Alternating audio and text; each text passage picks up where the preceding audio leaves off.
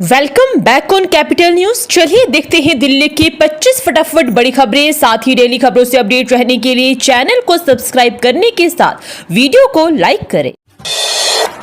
दिल्ली के लाल किला विस्फोट में जान गंवाने वालों को 10 लाख रुपए, मुख्यमंत्री रेखा गुप्ता ने की मुआवजे की घोषणा। दिल्ली के लाल किला में हुए विस्फोट के बाद मुख्यमंत्री रेखा गुप्ता ने कहा कि सरकार पीड़ित परिवारों के साथ खड़ी है, हर जान अनमोल है। उन्होंने विस्फोट में जान गंवाने वालों के परिजनों को 10 लाख रुपए देने की भी घोषणा की है। साथ ही उन्होंने कहा कि घायलों को भी उचित मुआवजा मिलेगा। दिल्ली धमाके का इंटरनेशनल कनेक्शन, उमर और मुजम्मिल से मिले तुर्की यात्रा के सबूत। राजधानी दिल्ली में हुए धमाके के तार अब तुर्की से जुड़ते नजर आ रहे हैं। खबर है कि डॉक्टर मोहम्मद उमर और डॉक्टर मुजम्मिल शकील के पासपोर्ट में तुर्की यात्रा का पता चला है। हालांकि पुलिस या जांच एजेंसियों की तरफ से इसे लेकर आधिकारिक तौर पर कुछ नहीं कहा है। जिस i20 कार में सोमवार शाम धमाका हुआ उसे तब उमर ही चला रहा था। उमर के तार हरियाणा के फरीदाबाद से पकड़े गए टेरर मॉड्यूल से जोड़े जा रहे हैं।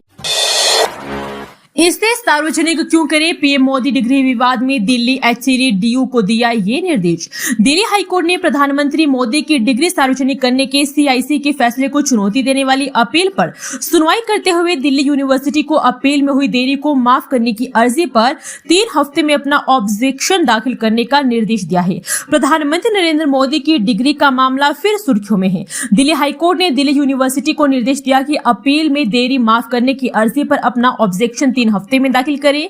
यह अपील CIC के 2016 के उस फैसले को चुनौती देती है जिसमें मोदी की डिग्री की जानकारी सार्वजनिक करने का आदेश दिया गया था।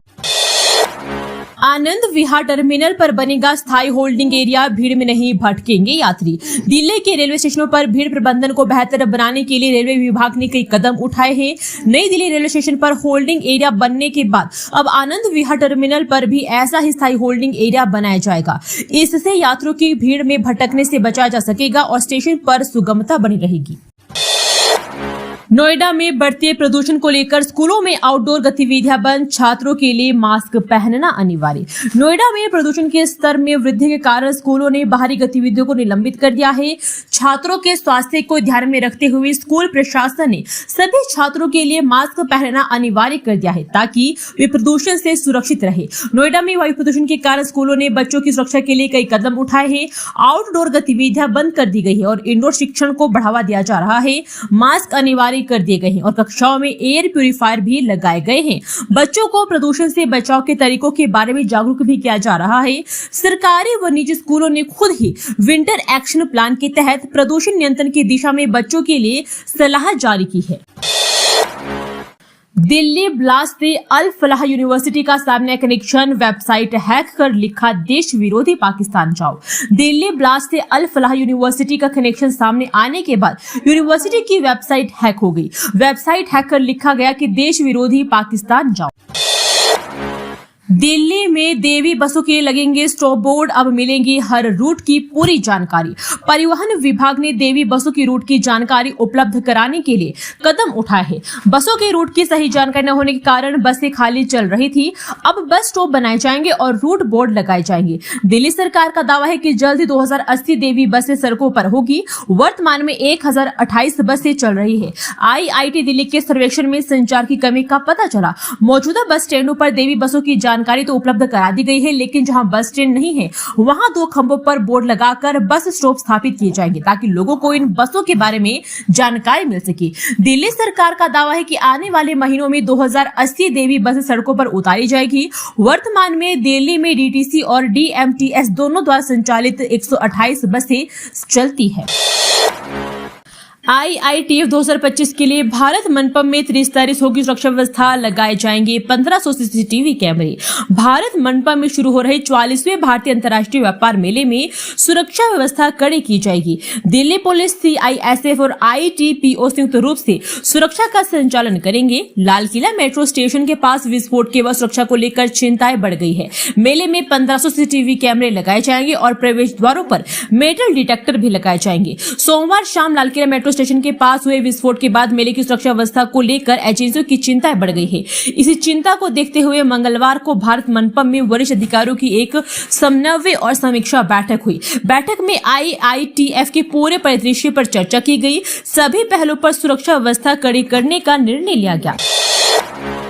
लाल किला विस्फोट, इंटरनेट पर फूटा लोगों का गुस्सा, ऑपरेशन सिंदूर 2.0 की मांग।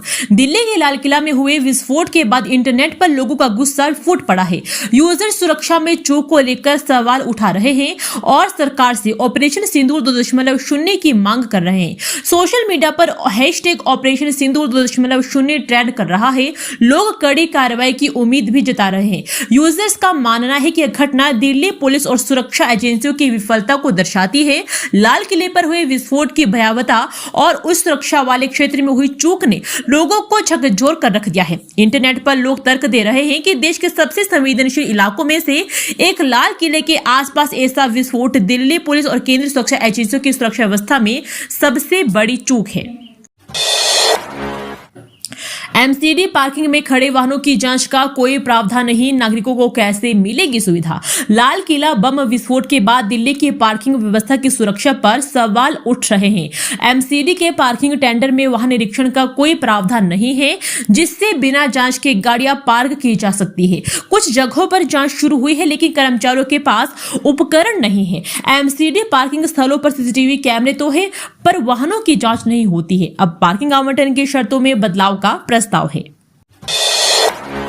लाल किला मेट्रो स्टेशन कब तक रहेगा बंद? DMRC का नया अपडेट आया सामने। लाल किला मेट्रो स्टेशन के पास सोमवार शाम हुए विस्फोट के बाद मेट्रो स्टेशनों पर सुरक्षा बढ़ा दी गई है।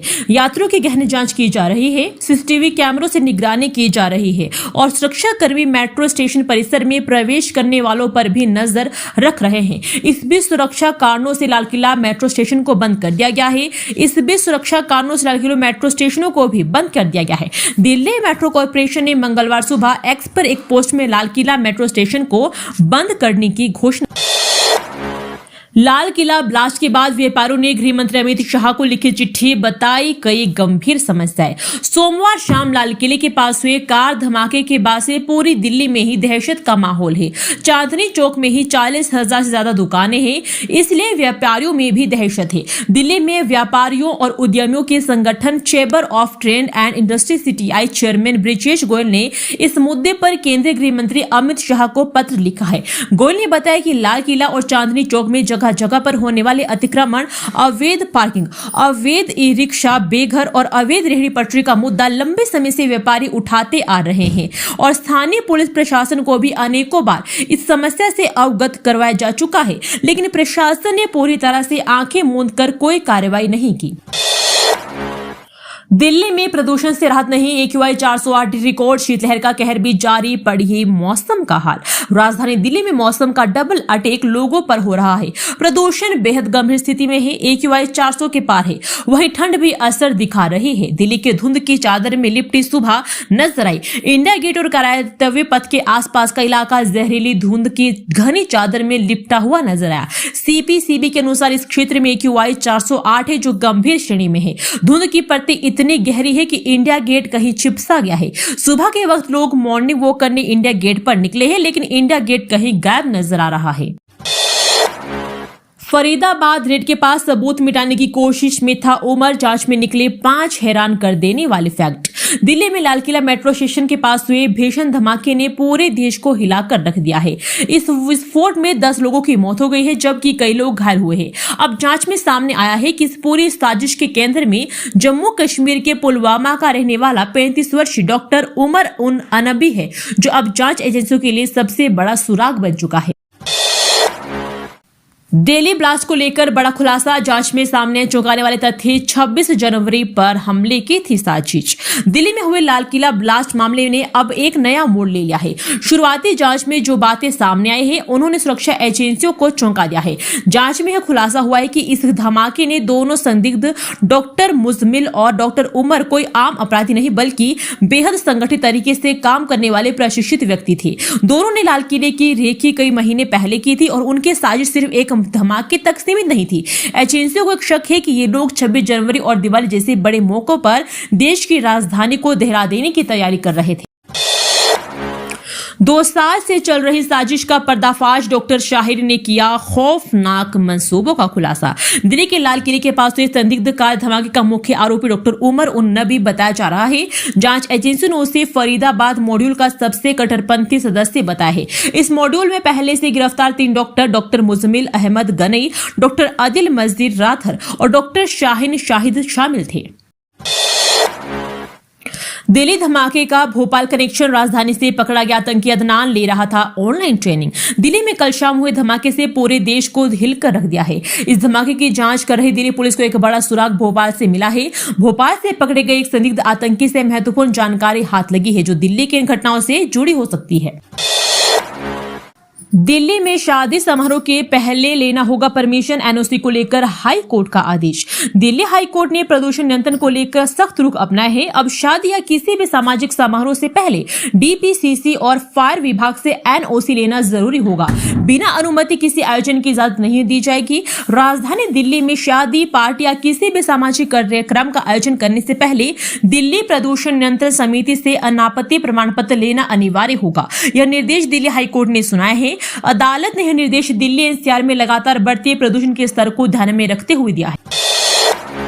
दहल जाता अयोध्या, दर्द में होती काशी। दिल्ली में धमाका करने वालों के टारगेट पर थे मंदिर, अस्पताल। दिल्ली में धमाके के बाद अब तक कई खुलासे हो चुके हैं। गिरफ्तार आतंकियों के सारे राज खुल रहे हैं। उन्होंने देश में तबाही मचाने का पूरा प्लान तैयार किया था। इसके लिए उनके टारगेट पर मंदिर और अस्पताल थे। अयोध्या और काशी खासतौर से उनके निशाने पर थी। दिल्ली में धमाके के बाद एजेंसियों की जांच तेज है। 10 नवंबर को हुई घटना के बाद हर रोज नए खुलासे हो रहे हैं। जिन आतंकियों को गिरफ्तार किया गया है, उन्होंने पूछताछ में कई राज उगले हैं। खुलासा हुआ कि गिरफ्तार आतंकियों के मॉड्यूल में उत्तर प्रदेश के मंदिर टारगेट पर थे, खासतौर पर अयोध्या और वाराणसी।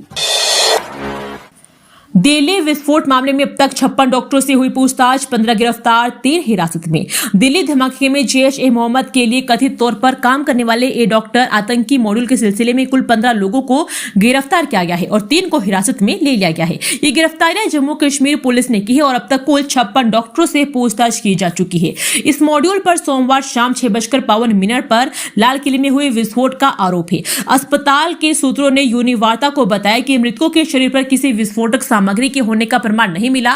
हालांकि जांचकर्ताओं को संदेह कि विस्फोट में एक संशोधित विस्फोट का इस्तेमाल किया गया होगा।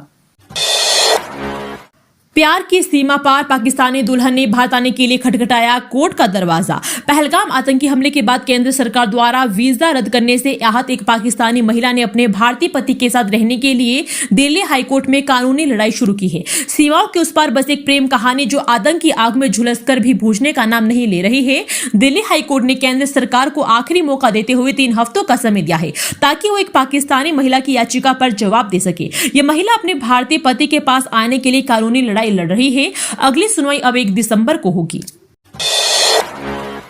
ऑस्ट्रेलिया ने भारत से मिलाया हाथ, अमेरिका जापान पहले से ही साथ, युद्धाभ्यास से दुश्मनों के कान खड़े। मालाबार अभ्यास 2025 एक महत्वपूर्ण नौसैनिक अभ्यास है जिसमें भारत, ऑस्ट्रेलिया, जापान और अमेरिका की नौसेनाएं भाग ले रही है। यह अभ्यास गुआम से आयोजित किया जा रहा है जो उत्तरी प्रशांत महासागर में स्थित एक अमेरिकी द्वीपीय क्षेत्र है।